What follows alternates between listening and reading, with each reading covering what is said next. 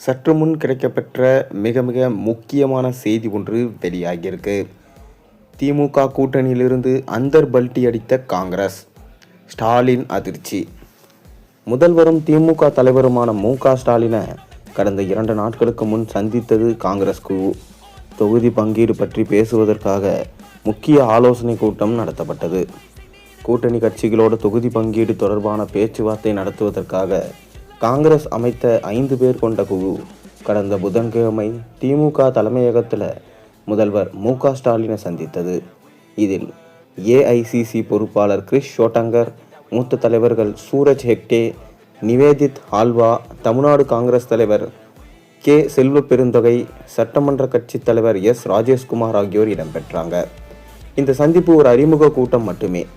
தற்போது தொகுதி பங்கீடு குறித்த எந்த விவாதங்களும் நடைபெறாது என்றும் தமிழ்நாடு காங்கிரஸ் கமிட்டி நிர்வாகிகள் தெரிவித்தாங்க. ஆனால் இன்று எத்தனை இடங்கள் வேண்டும் என்று முதல் கட்ட விருப்பம் தெரிவிக்கப்படும். அதாவது இது எங்கள் முதல்வருடனான முதல் மரியாதை நிமித்தமான சந்திப்பு மட்டுமே என்று தமிழ்நாடு காங்கிரஸ் தலைவர் கே. செல்வ பெருந்தகை ஊடகங்களுக்கு தெரிவித்தார்.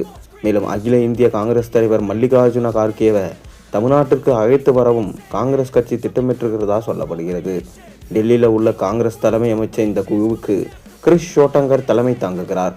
திமுக கூட்டணியிலிருந்து விலகி டிவிகே கட்சியுடன் காங்கிரஸ் இணையலாம் என்ற யூகங்களுக்கு முற்றுப்புள்ளி வைப்பதே இக்குழுவின் நோக்கம். குழுவில் இடம்பெற்றிருக்கிற காங்கிரஸ் சட்டமன்ற கட்சி தலைவர் எஸ். ராஜேஷ்குமார் திமுக உருவாக்கும் இதே போன்ற குழுவோட தொகுதி பங்கீடு பேச்சுவார்த்தை தொடரும் என்று தெரிவித்தார். ஆனால் இது வெறும் சந்திப்பு கூட்டம் கிடையாது என்கின்றாங்க.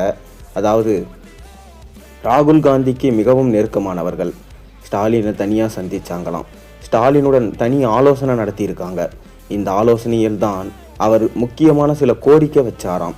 திமுக தலைமை அலுவலகத்தில் நடந்த இந்த 5 குழு சந்திப்பு மரியாதை நிமித்தமானது என தெரிவிக்கப்பட்டாலும் 2026 சட்டமன்ற தேர்தல் வியூகங்கள் குறித்தே முக்கிய விவாதம் எடுக்கப்பட்டது. அதாவது 70 தொகுதிகள் அவர்கள் எதிர்பார்க்குறாங்களாம். முந்தைய தேர்தலில் காங்கிரஸ் வெறும் 25 தொகுதிகளில் மட்டுமே போட்டியிட்டது. கிரிஷ் ஷோட்டங்கர் இதை நேரடியாக ஸ்டாலினிடம் கேட்டிருக்காரு.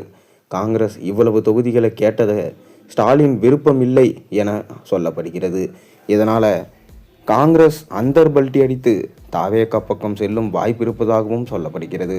ஏனென்றால் தாவேகா 90 சீட் + துணை முதலமைச்சர் என தனது விருப்பத்தை தெரிவித்திருக்கிறது. அதனால் காங்கிரஸ் அதிரடியாக தாவேகாவுடன் இணையலாம் எனவும் தற்போது தகவல்கள் வெளியாயிருக்கு. நீங்கள் என்ன நினைக்கிறீங்க? என்ன நடக்கும்? மறக்காமல் கீழே கமெண்ட்டில் சொல்லுங்கள்.